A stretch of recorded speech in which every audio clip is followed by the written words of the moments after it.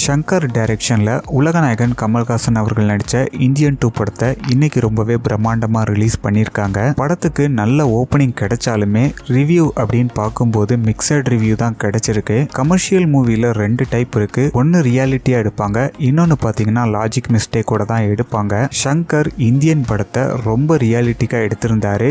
Indian 2 படத்தை logic மிஸ்டேக்கோட தான் எடுத்திருக்காரு. ஷங்கரோட சுஜாதா இல்லாம அவரோட வீக்னஸ் எக்ஸ்போஸ் ஆகிக்கிட்டு இருக்கு அப்படின்ட்டு ஆடியன்ஸே சொல்ற அளவுக்கு தான் படத்துக்கு படம் ஷங்கர் பண்ணிக்கிட்டு இருக்காரு. இந்த படத்துலயும் அதே தப்ப தான் பண்ணிருக்காரு. பிஜிஎம்மும் இந்த படத்தோட டிராபேக்கா இருக்குது. ஃபர்ஸ்ட் ஒரு படத்தை ஒரு மியூசிக் டைரக்டர் பண்ணும்போது அவரோட மியூசிக்ல தான் அந்த படத்திலேயே நம்ம வைப்ல இருப்போம். அதுக்கப்புறமா எவ்வளோ பெரிய மியூசிக் டைரக்டர் செகண்ட் பார்ட்ல ஒர்க் பண்ணாலுமே ஈஸியா நம்ம கனெக்ட் ஆக மாட்டோம். அதுதான் நேச்சுரல். விஐபி அப்படின்னு சொல்லும்போது அனிருத்தோட தான் நம்ம கனெக்ட் ஆகும். விஐபி 2ஓட ஜிப்ரானோட நம்ம கனெக்ட் ஆக மாட்டோம். மாரின்னு சொல்லும் போது அனிருத்தோட தான் கனெக்ட் ஆகும். மாரி 2ஓட யுவன் சங்கர் ராஜா கூட கனெக்ட் ஆக மாட்டோம். ஸோ அதே தப்பு தான் இந்த படத்துல நடந்திருக்கு. இப்போ பாக்ஸ் ஆஃபீஸ் கலெக்ஷன் பத்தி நியூஸ் மீடியால என்ன அப்டேட் கொடுத்திருக்காங்கன்னா, இந்தியன் 2 வேர்ல்டு வைடுல 50 கோடிக்கு மேல கலெக்ஷன் கொடுத்திருக்கு அப்படின்னும், தமிழ்நாடுல மட்டும் 25 கோடிக்கு மேல கலெக்ஷன் கொடுத்திருக்கு அப்படிங்கறதையும் அப்டேட் பண்ணிருக்காங்க. இந்த வீக்கெண்டுக்குள்ள, அதாவது